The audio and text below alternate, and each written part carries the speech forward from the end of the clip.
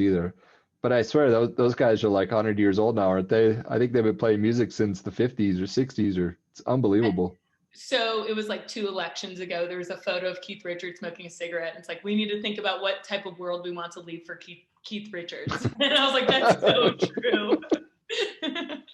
Yeah, I don't know how that guy's still around, man, with how he's abused his body and everything. That guy's like a work of science. Yeah, right. So Too fun. So looks like we have Patrick jumped on. Welcome, Patrick, Justin, Sarah. Good to see you, Sarah. So we'll give it one more minute, and then we'll jump in here. Awesome. People popping on. So we had 34 total. So just a couple minutes. Yeah, a lot of classes end right at 12:30. Mm-hmm. So a lot of times students will pop on just a little bit later, which will be fine. But we'll get started in 1 minute out of respect to everybody that's on right at 12:30, and just understand that folks will probably be popping on as classes wrap up at the 12:30 hour, and we'll get going just in a little bit.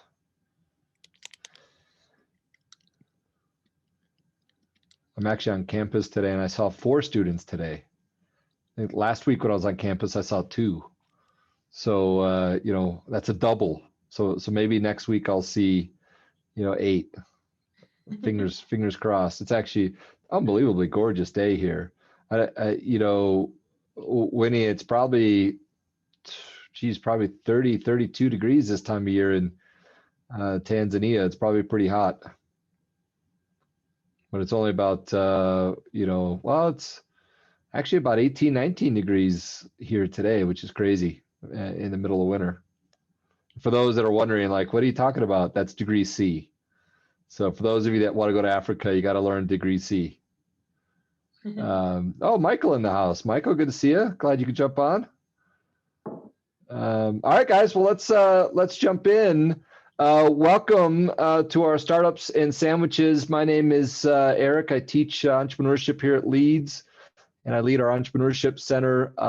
This event is in partnership with the CESR Center for Social Responsibility. And shout out to Justine, Julie, and Sarah on the call. And shout out to Jenny from the Deming Center. The team has put together an amazing event. My only role, I've done nothing. I get no credit at all for this entire event, by the way, except I'm going to help facilitate this unbelievable experience that we have teed up for you guys. So with that, let's jump in. So I'm thrilled to have all of you today. We're going to learn all about scaling a sustainable consumer tech company. And I'm so thrilled to share that we have Winfrieda, or Winnie, that is here dialing in from Tanzania at this very moment. It is 10:30 p.m. in the evening in Tanzania, and she is calling in, which is unbelievable, and we are so thankful and have such appreciation. And we have Sean Ansett right here from Boulder. You can see his background there. And Winnie and Sean are going to work with you together in what will be just a really interesting, intriguing case study around Fairphone and sustainable mining. So with that, I want to introduce our guests, and then I'm going to hand it over to them. So first is Winnie. And Winnie, if you can, perhaps you can pop your video on just to say hi while I introduce you. So Winnie Conway, there she is. Hi, Winnie. And just as a heads up for everybody, yeah, and I apologize, Winnie, I'll try and pause, but just as a heads up, Winnie is having some technical issues, so there may be a delay in her response. And she's going to turn her video off when she's speaking, but we wanted to see her smiling face all the way from Tanzania. Let me give a little background on Winnie. She is a licensed mineral processing engineer. She is a member of the Institute of Engineers of Tanzania with 10 years of experience in the gold mining industry, specifically in artisanal and small-scale mining. She's been working with an organization called Solidaridad for 6 years as a project manager for gold in Tanzania, where she is managing a number of projects which are implemented in artisanal and small-scale gold mines. She's responsible for project planning, budgeting, implementation, and she uses international standards like fair trade to build the capacity of beneficiaries and different stakeholders for them to formalize and produce responsibly, sustainably, and create an impact in surrounding communities. Winnie, welcome, and thanks so much for being here. We're going to throw it over to you in just a second. Next, I'm thrilled to introduce Sean Ansett. Sean started his career as an entrepreneur 2 decades ago. He was one of the cool guys that was actually doing sustainability work before it was even a thing. He was leading sustainability programs at the Gap, Burberry, and Apple. He's been involved in some of the most important multi-stakeholder initiatives related to labor and human rights issues globally. He then pivoted to social enterprise as the founder of At Stake Advisors, circular economy consultancy, and a co-founding team member and the first chief sustainability officer of Fairphone, which is what we're going to talk about today, and chairman of the board of Made in Africa, that is developing a value-added cotton value chain through West Africa. And I had the pleasure of working with Sean in my MBA class this past semester, and he provided unbelievably beneficial insight to our MBA teams. And we're very fortunate to have Sean and Winnie with us here today. So with that, I'm going to introduce and bring Winnie back up to share a little bit more about her story and set up the case study for us. So Winnie, please take us away.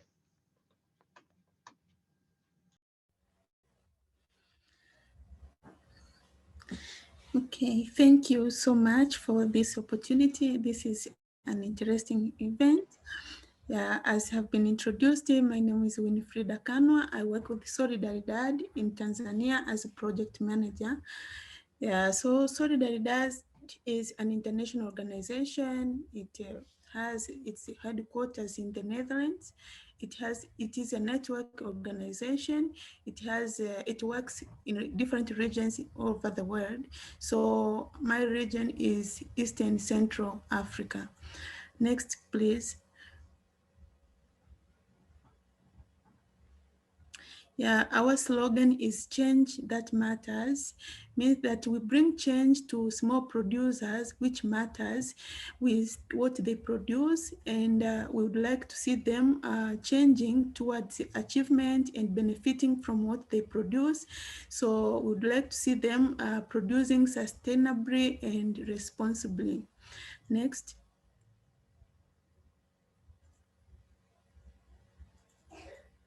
So we support farmers, miners, and workers to produce more sustainably. Solidaridad works with small producers, with farmers in different commodities, but also with miners and specifically in gold. And then we work with workers to produce responsibly.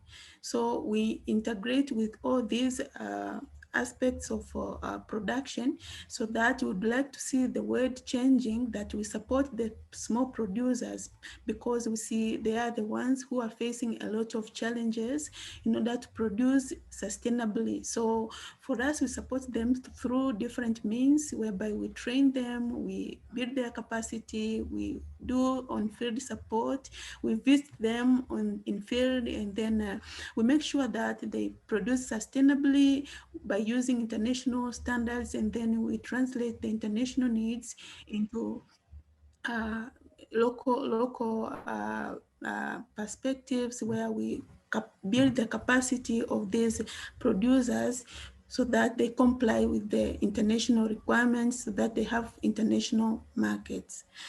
Next, please.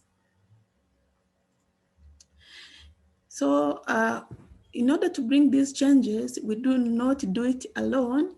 We bring together supply chain actors. We engage them in innovative solutions to realize sustainable products and sustainable sourcing. So we find that in ASM miners or in farmers, there are a lot of problems. For example, gender inequality. So we bring different supply chain actors so that to bring solutions, and these solutions should be innovative so that these producers should produce sustainably, but also the market should have the sustainable sourcing. Next. So Solidaridad as a network organization, it has 8 regions all over the world. As you can see, those are the regional offices. Though Beijing and New Delhi was merged into one, and this is the Asia, we call it Asia. But at the beginning, we had nine regions, but then we merged into one, Beijing and New Delhi into Asia. Yeah, so those are the ones, and my region is in Nairobi. So I mean, my region office is in Nairobi. So we work as East and Central Africa, whereby we have Tanzania, Kenya, Uganda, Ethiopia. Next. So these are the commodities in which we work on all over the world. So we have tea, coffee, cocoa, textile, gold, soy, palm oil, cotton, aquaculture, livestock, sugarcane, and fruits and vegetables. Next. So this is our integrated planning approach. That's how we work, whereby we have the producers, and these producers, they need to produce responsibly. They need to practice good practices as they produce. And then around them, we have the robust infrastructure. These are the supportive modernized structures which support them to produce responsibly, to practice the good practices. And then we have the sustainable landscape. So they should optimize the landscape where they work. And then we should have in the country, we should have enabling policy environment, but also at the market level, there should be incentives for markets at different scales. And all these should be sustainable, but also should be inclusive. That we integrate, we have a holistic approach where we integrate different means, whereby we include different stakeholders in order to make sure that this production is sustainable, and there should be responsible and sustainable sourcing. Next.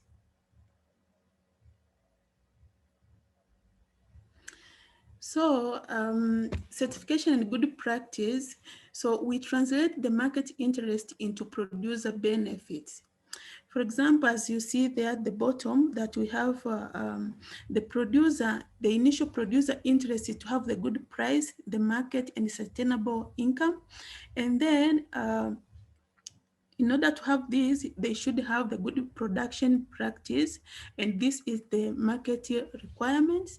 And the market also, it needs food or gold or textile material, but also these materials should be traceable and sustainable. So we translate these market needs by using the certification standards, for example, fair trades, fair mine, into producers, whereby we capacitate them to comply with those requirements. That's where we link them with the market, and the market should have should trace this production, how, for example, how gold has been produced, have they taken care the issues of environment, human rights, and there are a lot of requirements. So by translating them into producer, then we capacitate them to comply with those requirements, and then we link them with the market. So that's how we work. As you see in the picture, we have the miners at the top, and then we have the coffee at the bottom.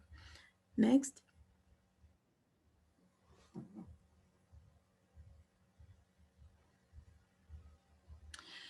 So now coming to mining industry. So we have different levels of mining, where we have artisanal and small scale, we have small scale, we have medium scale and large scale mining.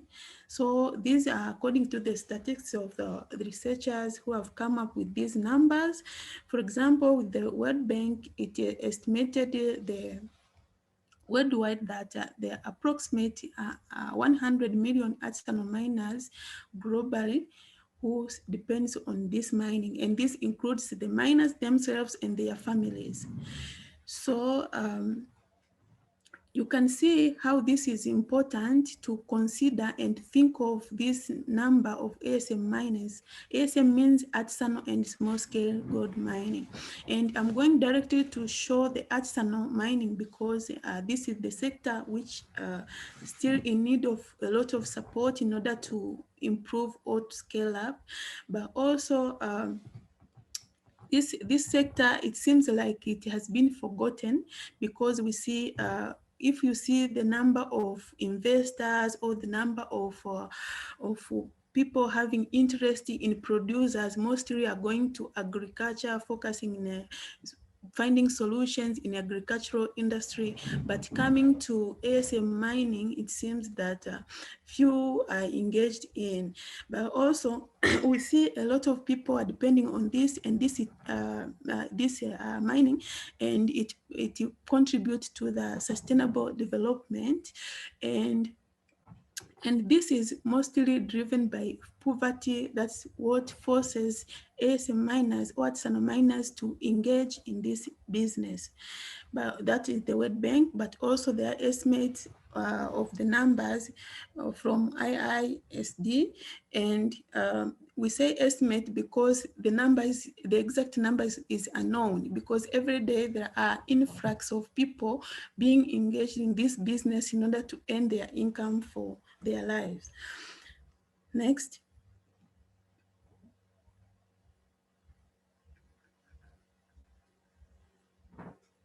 Next slide.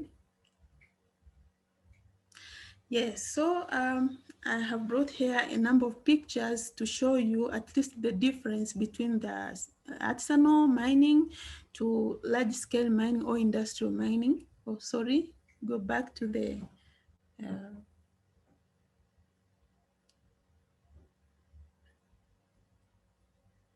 can you please go back to the last slide? I think there's a slight delay. Just go to the slide with all the pictures. Thank you. Okay. Yeah. Yes, yes. So you can see the differences in artisanal mining and the environment, which is existing in ASM mining or artisanal mining, whereby you see they are characterized with poor mining technologies, poor tools, and the surrounding environment is not very much conducive. As you can see, workers, they are not put on the personal protective equipment. And as you see, for example, those who are touching in water, that water, they are directly touching mercury, which is very toxic to their health, but no any measures are being taken. And as you see also, there are some pictures where you see the land has been disturbed so much.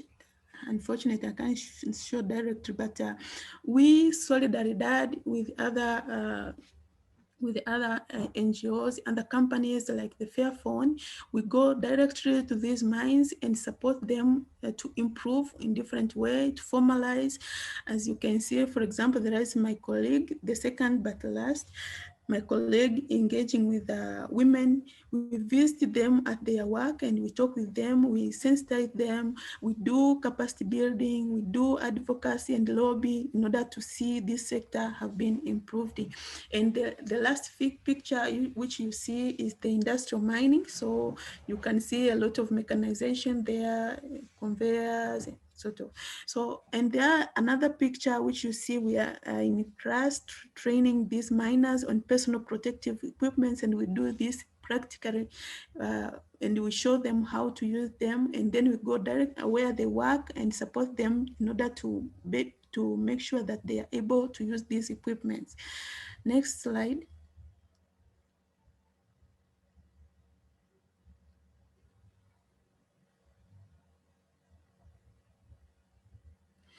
Yes, so these miners are forced to mine in such environment because of a number of factors, and the main factor is the lack of access to finance.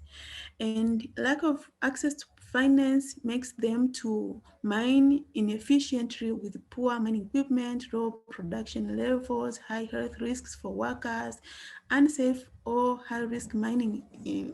Mining, they mine informality. They have informality mining, that they have no registration, they have no government certificate or permits for mining. They just go and rush into mining and getting involved in. Yeah, so there are also high environmental degradation, little or no investment in personal protective equipment, as you have seen in the pictures, but also there are cheap and child labor. Yeah, because they look for cheap labor who cannot negotiate and for the wages. So they are forced to engage in this. They are forced labor. Yeah, so these are some of the characteristics of the artisanal and small scale mining. Next. So Solidaridad with Fairphone, we implement a number of projects in Tanzania, Kenya, and Uganda. And Fairphone and Fairtrade have piloted an integrated of responsibly produced ASM, artisanal and small scale gold, into Fairphone supply chain, and they are ready to apply their earnings to the global orientation originated from the impact escalator support programs that Fairphone are ready to integrate to have the responsible sourcing of gold.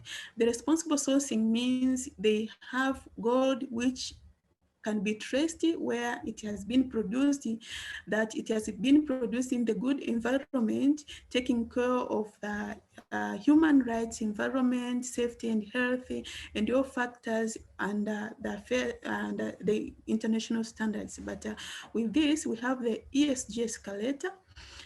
ESG means economic and social governance escalator, that it shows the improvement at different levels of the mines, from the basic level to the intermediate and the advanced level. It has three levels, and these levels are aligned with international standards. For example, at the basic level, we see this is aligned with the OECD due diligence criteria and the craft, but at intermediate, it is aligned with the Swiss Beta Gold, and at advanced fair trade and fair mine certification. So with this escalator, we build the capacity of artisanal mining to improve step by step based on the gaps of the identified gaps of the ESG. So Fairphone is ready to by using the improvement plan of this ESG, can outsource the responsibly produced gold. But also we partner in different ways where to implement these projects and make sure that they are successful. Next slide. That is an example of the ESG escalator, as it works at the basic level. For example, there is no hole or amalgamation, that will make sure that the miners reduce the amount of ore in which they put mercury. So they use more amount of mercury, but at intermediate level, we'd like to see them having the technology for capturing mercury from these mines, and at the advanced level, that mercury reducing technology has been applied. Okay, so these are going to those -6 for the following for their improvement if they have access to finance, improved mining equipment, working capital to cover operating costs, reliable geological data, technological capacity to increase recovery and production, and better gold market. These will help them to scale up. Next. Yeah, thank you so much. That is my email. More information for Solidaridad can be found in our website as seen there. Thank you. Fantastic. Thanks so much, Winnie. Super, super fascinating, and an amazing foundation to build from for Sean now. So I'm gonna throw it over to Sean to share some more information around Fairphone and kind of the collaboration integration with Solidaridad. So Sean, throw it over to you and take it away. Thanks, Eric, and thanks to the organizers, and thank you all for taking your lunch hour and a half to be with us. Let me just share my screen here. Okay, bear with me. All right. Can everyone see it? Yeah, thumbs up. Great. Thank you, Sean Ansett, Eric, thank you for the very generous introduction.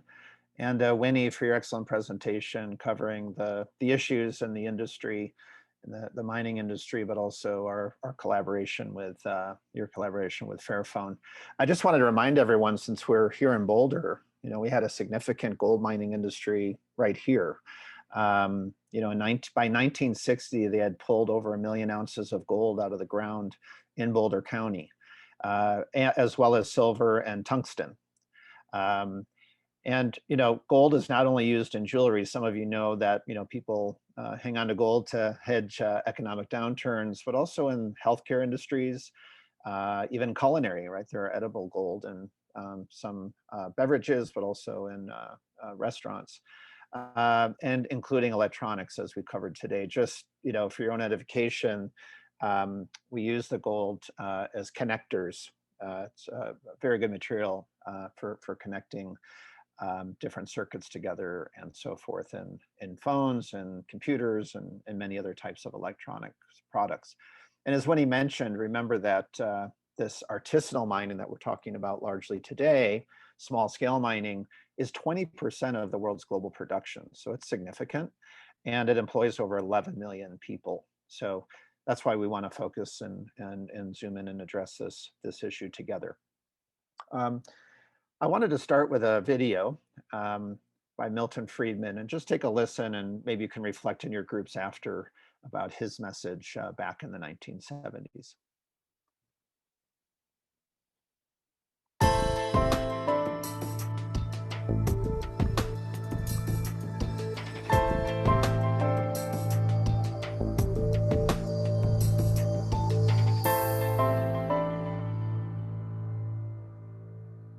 Look at this lead pencil. There's not a single person in the world who could make this pencil. Remarkable statement? Not at all. The wood from which it's made, for all I know, comes from a tree that was cut down in the state of Washington. To cut down that tree, it took a saw. To make the saw, it took steel. To make the steel, it took iron ore. This black center, we call it lead, but it's really graphite, compressed graphite. I'm not sure where it comes from, but I think it comes from some mines in South America.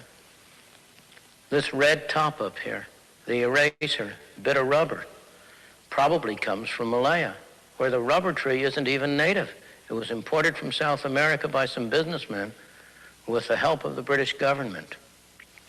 This brass ferrule, I haven't the slightest idea where it came from, or the yellow paint, or the paint that made the black lines, or the glue that holds it together. Literally thousands of people cooperated to make this pencil.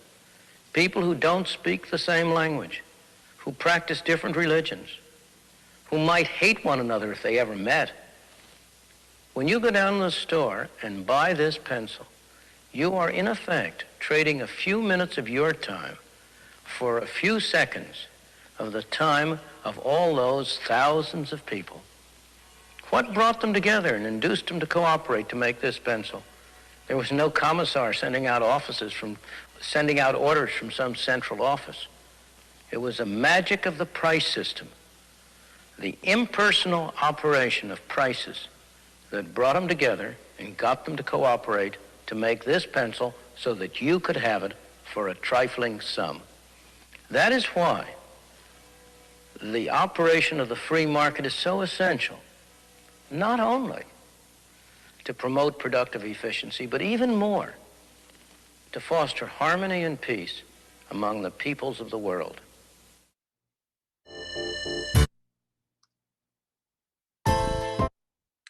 So I pull up Friedman just because I like to bring Friedman into social responsibility conversations, right? He famously said the social responsibility of business is to make profits in the most efficient way. But just reflect on what he says. You know, do you think that these global value chains have really brought peace and harmony to the world, right? And as we talk about conflict minerals specifically that are in most of our consumer products, and that was really an important moment for the co-founding team at Fairphone, including the founder who really originated the idea, Bas van Abel. He was a maker, designer, ran the Fab Lab in Amsterdam for a number of years, about 10 years, and was just fascinated with materials, very tactile. And he visited the DRC, saw very poor working conditions, environmental degradation, and wanted to do something about it. So he started a platform, a campaign platform when he got back to the Netherlands, because he had promised to do something. Raised a lot of awareness. This is before we talked about conflict minerals. If you're not familiar, tin, tungsten, tantalum, and gold. There are some mines, for example, in the southern DRC where they're militia controlled. Women, children, men are forced to labor. And the funds go to perpetuate war efforts, as well as other actors in the civil war there. So very serious and concerning issue. He had a very successful communication campaign.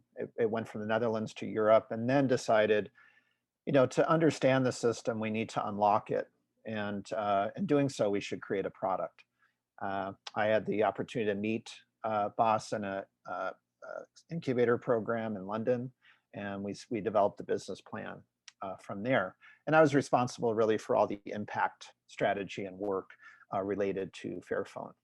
I'm going to show you just our initial campaign. It's very short. I think you'll find it interesting. It was kind of our initial thinking of what kind of message we wanted to send to the consumer about what we were trying to do.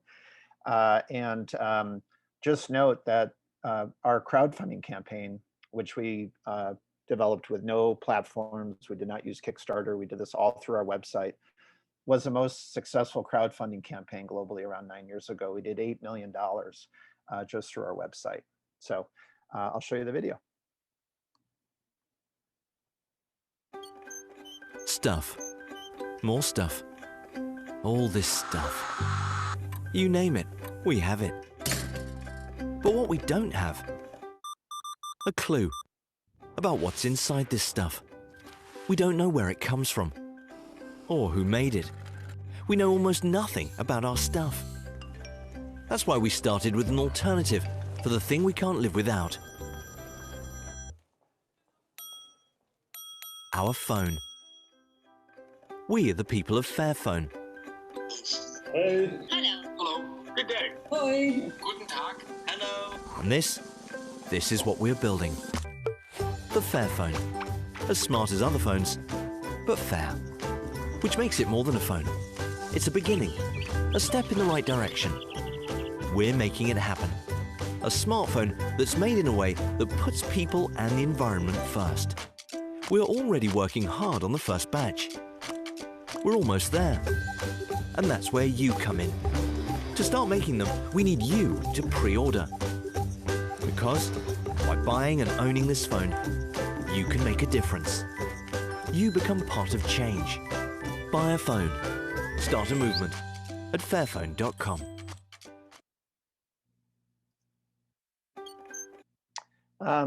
So yeah, the message we were trying to get across was that you can be a part of the solution. You know, this these issues can be overwhelming to many of us.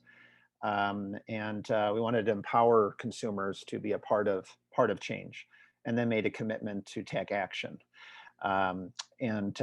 We are quite transparent about what we do. We have a very active community of followers, of critics that question us along the way. So we get a lot of healthy friction from our Fairphone owners and others. We really want to talk about the good, the bad, and the ugly of what's happening at least in the electronics value chain globally. I'm just going to show you our latest campaign. We've evolved over time because we've also created the first modular telephone, which extends useful life up to 7 years. And we sell upgradable modules that you can DIY put in yourself. If you don't think you can, I'm not a technologist, but even I can now repair my own phone and upgrade my modules myself with a very little 0 Phillips screwdriver. So here you go. Say hello to the new Fairphone, the phone that cares for people and planet, as well as swipes and posts. It takes great photos, even in low light. It has sleek styling, full-day battery life for your very full days, dual SIM, and a unique modular design that's easy to repair in case you... Oops. This is a phone that is built to last. But what really matters is how it's made. The new Fairphone uses fair materials, like Fairtrade Gold. It's made with recycled plastics, and we strive for fair conditions for the workers. This is what you support when you own a Fairphone.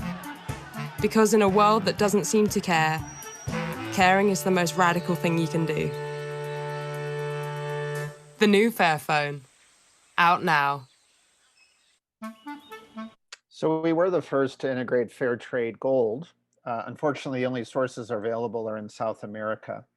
And part of what Winnie was articulating is we want, through that scale up elevator program, we eventually want to source Fairtrade Gold from the Africa region. I throw this slide up only to show you how complex an electronics value chain can be. It's slightly cut off here, so I'll do my best at walking you through it. But just look at tin, for example. And tin is used to make solder, if you're not familiar. So soldering all the components together on the circuit boards and so forth, it's a necessary material. It's also designated in the DRC as a conflict mineral. The tin's mined, it's then transported to Dar es Salaam in Tanzania, interestingly enough. And then is smelted in Malaysia. From Malaysia, it goes to a solder paste processing plant in India, and then shipped across. Boy, can't see that. Oh, that's to our factory. We were so naive. We initially sourced tin to follow it all the way through the process. We didn't know that solder paste had to be refrigerated, for example. So we actually had to stick this stuff in someone's refrigerator in Hong Kong before we got it into the factory. And he had to put a little note on it that, do not eat this, because he had like 3 or 4 children in the house. So, I mean, this was really craft. I mean, it was really craft, even though it was a, high-tech product. But you can see that's just one over 26 to 30 minerals that are in most of our electronic devices. So it can get quite complicated. And then I just want to show you this last video to take you really into the mines. This is a visit to tin, tantalum, and tungsten mines some years ago in Africa. And it'll give you a good flavor of the kinds of conditions we're dealing with.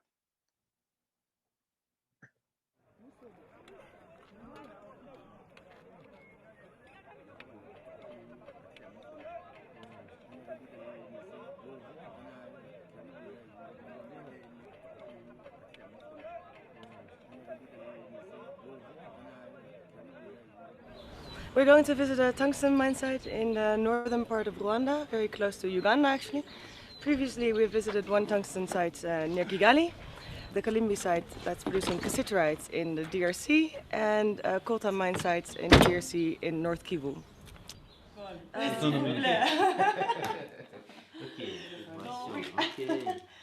C'est les petites choses ici. Voilà, donc on peut fixer notre programme d'aujourd'hui. Oui. Nous voulons vous protéger en vous donnant nos uniformes, les bottes ou autres chaussures, les casques, les lampes là de compas utilisables. Okay, so now we're going into the tungsten mine.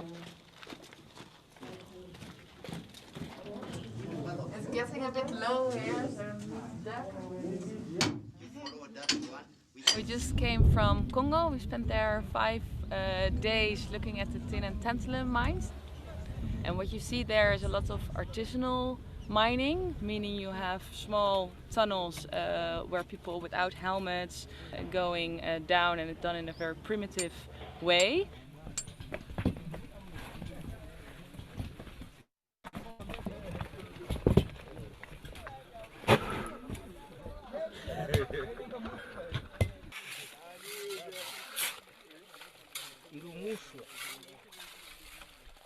When Dodd-Frank came into effect, there were a lot of companies that left the Congo.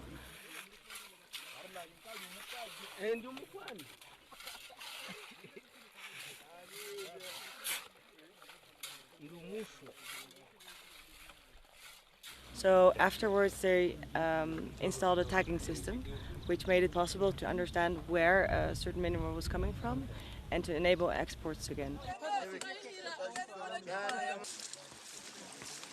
Of course, you don't want them to finance armed groups, so you can actually see the bags that have this tag on it. They are supporting the communities themselves and not the armed groups, and thereby also the sector becomes more formalized, and the government is taking more ownership to have increased health and safety, and like Laura said, to have a reduced child labor in these mines. Kazi mimi nafanya hapa, niko na chimba, niko naenda mshimo, mimi natoka ndani. Ni kujitumainia juu mwanaume ni nguvu. Tunatumika. Tunatumika na beshi, tunatumika na martu, tunatumika na masaki. Ile ni kazi ya kianaume.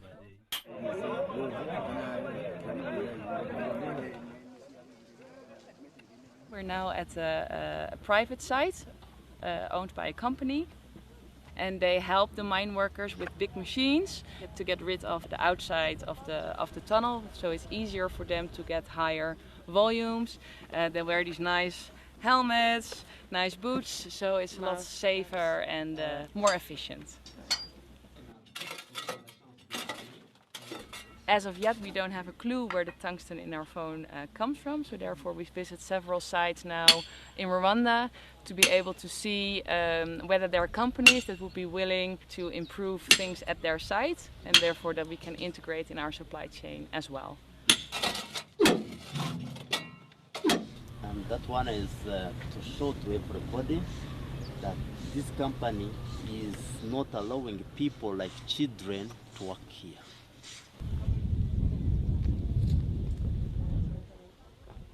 It was a very successful trip in terms of getting to know the people that you usually talk to on Skype or via email, and it's very good to get an idea of who you're talking to grow the relationship and to be able to continue a business in the future in a responsible way. And now we've been on site and we are much better able to ask critical questions when we are back in Amsterdam and inform our consumers and other community members to what's happening here and to bring them closer to the product they use every day.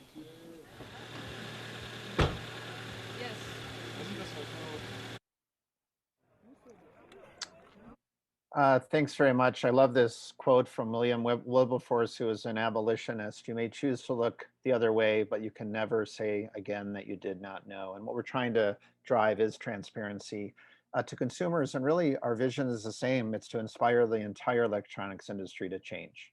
So thank you. Wow. I just got to share, I've been having some conversations with some of the crew on the call here in some different threads, and threads of like, wow, we didn't know, right? That this is how some products are sourced around the world, and how eye-opening it is, and how insulated a lot of us are here in the US compared to learning how a lot of other communities source minerals and really operate business. We learned that from Winnie. We learned that from Sean. So such a rich foundation for now. What we hope is a lively discussion around what are we observing from this information? What are some ideas and some solutions to some of the challenges that we're observing? So next up now is really a time to get you guys to discuss what you just learned from Winnie and from Sean and answer a few questions. And Jenny, I don't know if you have those questions at the ready that you can share in the chat. There we go. Always one step ahead. Thank you for that. And so Jenny's going to put us into breakouts and allow each of you to really reflect on this and share your thoughts about these questions. And we're gonna, we've allotted, how are we doing on time here? Roughly about 10 minutes to be able to do this, I think. And then we'd love for everybody to come back and share your insights. And then we'll have some time for Q&A for Winnie and Sean as we wrap up at the top of the hour. So any questions before we get you guys into breakouts to kind of have a lively chat about this? No? Okay. All right. Well, Jenny's going to put us into breakouts again. Please contemplate those questions. Come back. Each group will just share their insights, and let's really elevate kind of all of our awareness and thoughts around this. And I'm super excited to learn what you come up with. Everybody, does anybody else have goosebumps from their conversation? I sure as heck do. That was really insightful and amazing. I was very fortunate to be in a great group with Ethan and Clayton and Lydia, and Jenny popped in.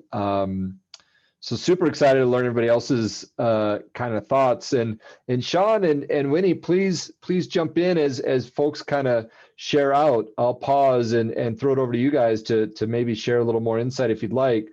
But let's just kind of go through some of these questions. I know our group didn't have time to go through all of them in detail. We could have talked about one of those questions for the entire time. But let's see what kind of thoughts came out from our discussion. And first up is, what are the challenges of starting and scaling a social enterprise?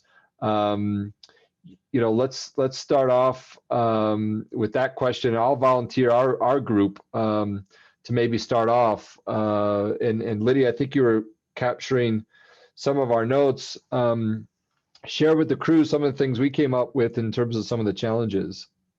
Yeah, I think like the main one that we were talking about is how to compete with those that are using like machinery and like big companies in that way, and just generally raising awareness. Yeah, I guess I didn't take super good notes. If Ethan or Eric, you want to expand on that, but that's what I have.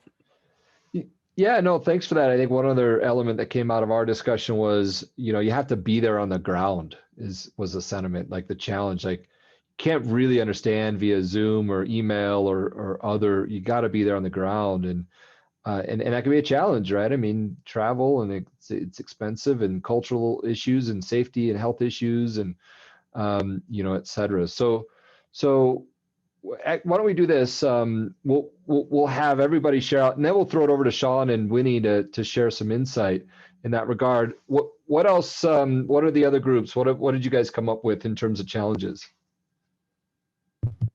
Go. We talked about a lot of different things, so I'm going to try to condense it into some of the highlights, but definitely the challenge and the complexity of the global supply chain, that was just fascinating.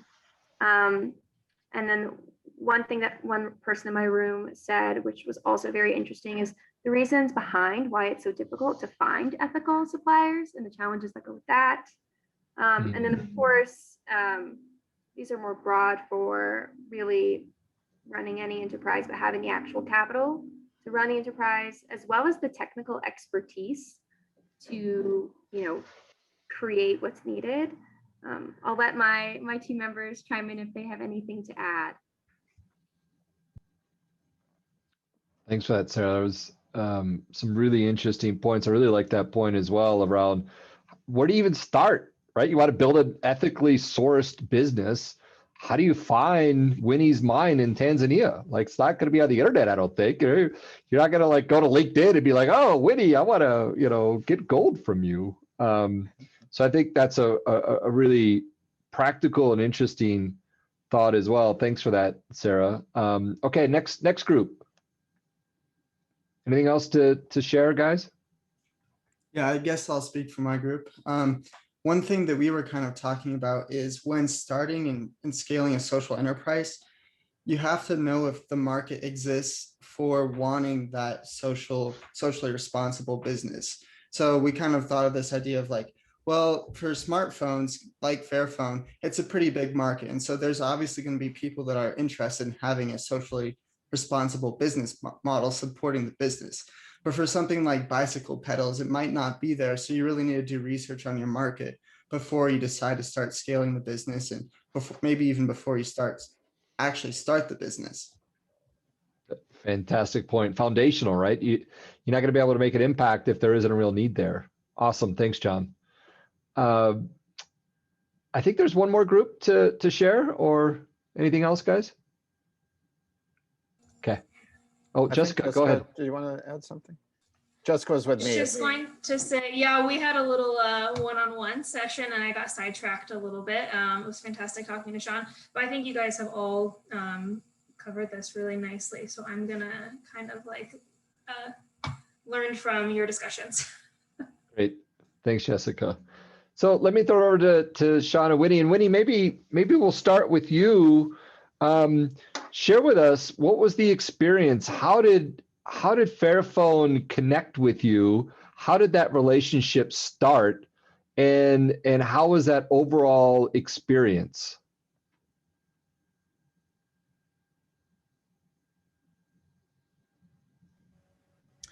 Yeah, as for Solidaridad, we use international standards to improve the producers' ways of producing.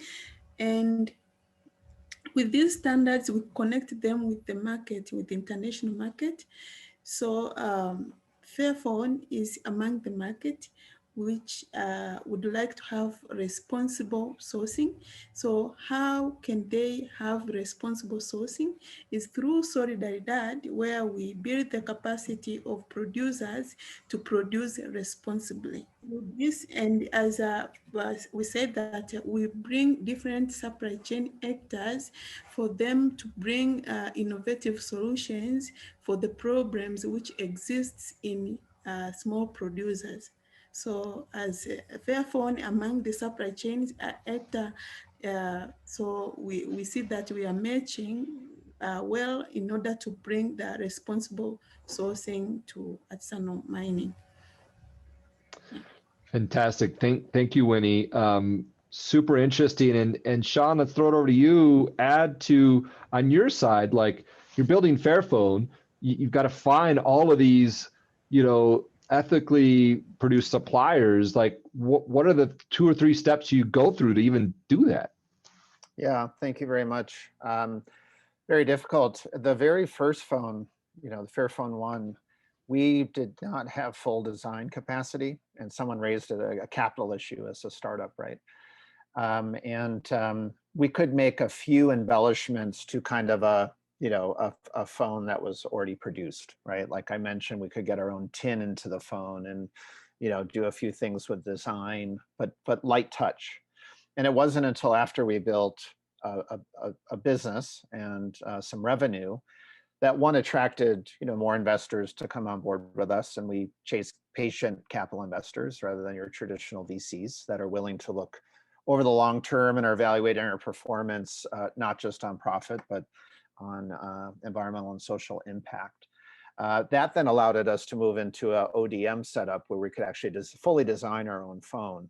And you didn't see Fairphone 2, but that was actually the first modular phone attempt.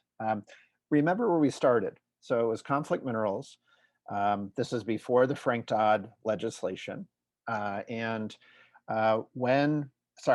Dodd-Frank passed, a lot of the big players, I won't mention them, left the DRC. We were already engaged in a track and trace mechanism, which was raised by that site visit you saw now, quite a number of years ago.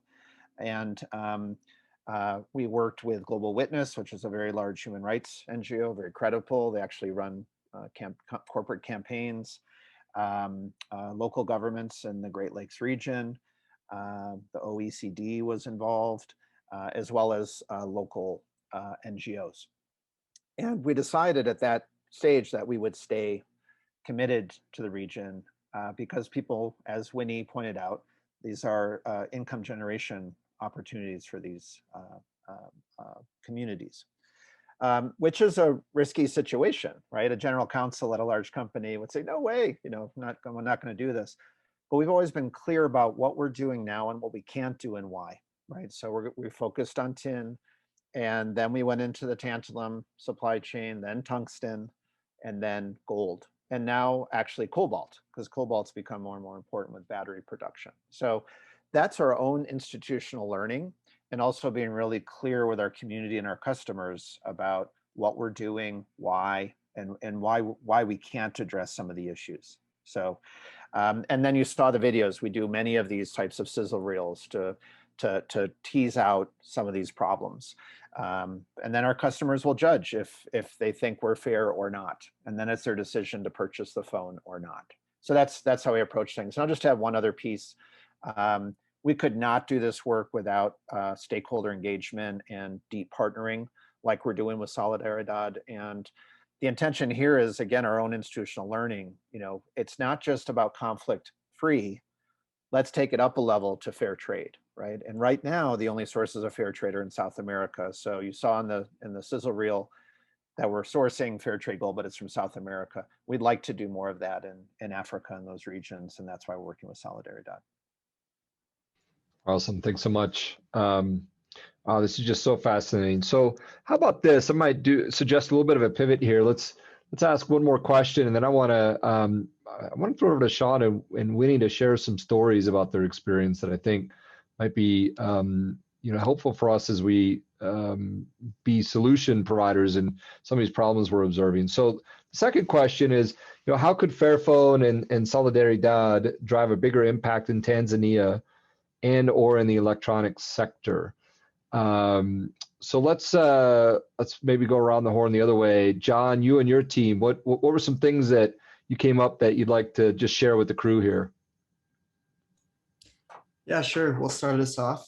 So one thing that we talked about, and this is very untraditional, is possibly reaching out to some other companies in the electronic sector to try and get them on board with sourcing their materials sustainably and in a socially responsible way. And so we threw out names like Apple and Samsung, but it doesn't necessarily have to be a phone manufacturing company, because we're sitting in front of computers now. I have a microphone, I have a mouse. Honestly, I don't know anything about the electronics inside of the products that I'm using, but I'm sure that there's a lot of companies that exist that might be interested in learning more about how to make their products more socially responsible. And then that's kind of on the back logistical end. And so we also thought about the front end, which is just creating more social awareness campaigns so that more people really can learn about electronics in general and how it's such a complex system that relies on so many different networks. It's international, it's huge. And so just teach consumers about where does the materials in their products come from. Awesome. Thanks for starting us off, John. Yeah, that awareness piece, I think, has been a common thread, right? Going from unaware and uninterested to aware and excited to help. It's a big challenge. Jessica, anything from, I think you said you had a one-on-one with Sean, so you got all the answers then. Anything you'd like to add to this question? I actually really like John's idea of getting the industry to band together. And I mean, just get ahead of the curve. There aren't, as far as I know, there aren't regulations currently that require that, but just really taking an initiative and a stand. I think that's a fantastic idea. And I think the market is showing that we are willing to pay more for these types of things. So I think that's a good initiative. Awesome. Thanks, Jessica. And throw it over to our crew, Lydia, Clayton, and Ethan. What would you like to add to the discussion there?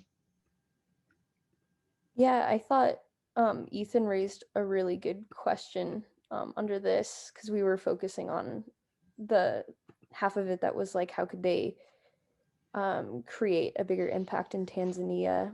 And like the question of, I don't know, I guess it's not really an answer, it's more of just a second question. And Ethan was speaking about how, what defines it as ethical, you know, because if you're still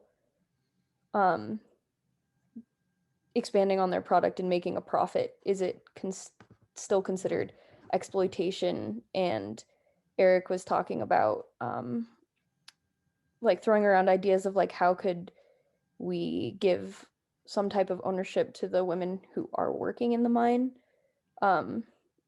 Yeah, I'm paraphrasing here, so you guys should jump in. But that was the way that I interpreted it. No, thanks, Lydia. That's great. Ethan, Clayton, anything else to add? Otherwise, we'll throw it over to Sean and Winnie here. I did have one thing. Yeah, I mean, yes, I was basically raising the question of like, what's the line versus exploitation versus like doing something sustainable? And I actually had no idea, because that's just what I hear when I hear, you know, sourcing from other countries and just the stories with Apple.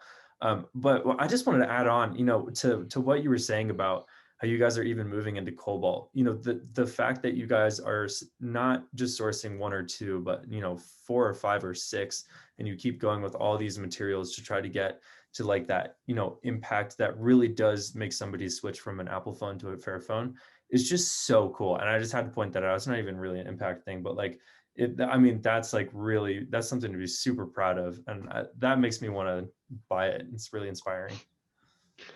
Love it.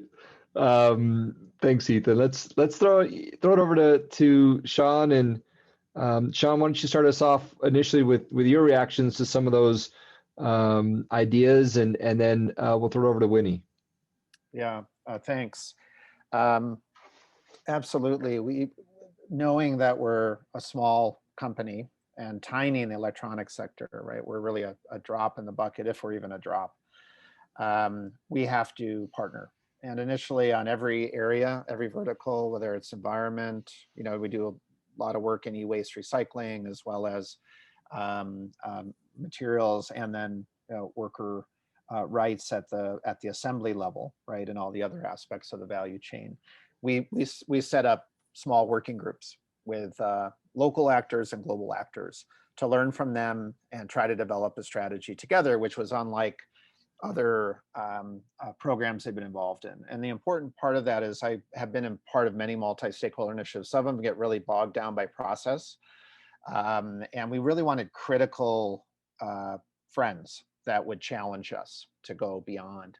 And we found that very helpful, and we kept it kind of flexible, nimble, and quick early on before we got into more deeper partnerships like the Solidaridad partnership. Absolutely, we need more brands on board. If we don't, we won't scale. Again, we're a tiny player, but there are other brands involved. So I know we haven't talked about them. Winnie would have a current list who's working on gold, for example. But you know, some of the origins of this, you have Fairphone, who's Dutch, Solidaridad, set up as a Dutch entity, funded, you know, from the Dutch government to some degree. So, you know, all these points aligned. And that's, you know, that is one of the ways we've all come together. And there are some Dutch electronics companies involved. On cobalt, for example, though, again, knowing our size and how to scale, we helped set up this impact facility that's been discussed earlier, right? Knowing that we needed an entity to bring other players in.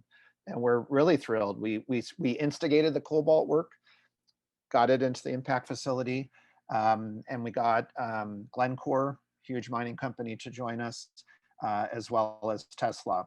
And there's a couple other companies. So that's what we're doing. We feel we're kind of the instigator, you know, create some pressure in our own sphere of influence, and then get others to join to help scale over time. And we'll have to see if it scales or not. One thing I didn't mention is many people left the DRC and other areas because of literally pennies on the dollar. We don't look at it that way, but some companies do. I'm not kidding, nickels on the dollar, and they left. So we have to be careful who we partner with and make sure they're also in it for the long term. Otherwise, we could have adverse impacts. I'm going to be quiet because Winnie is more of a rock star than myself. Wow, nickels on the dollar. That's, oh boy, I'll never forget that statement. That's crazy. Thanks so much, Sean. And yeah, Winnie, perhaps I know we have, just a few moments left, and thanks for those that are sticking around. I know we had a lot of students had to drop because of class and such, but we're saving the best for last here. Winnie, if you wouldn't mind, would you mind sharing for us how the work that you're doing and helping with this artisanal mining, describe for us how the work you're doing is making an impact in your community?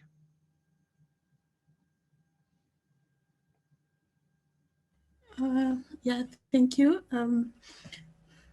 As we work with the artisanal miners, so we find them at the conditions which are not very good, whereby, as we have seen, they don't care of the environment, of their health, they don't care of their safety, they don't care of the rights of workers.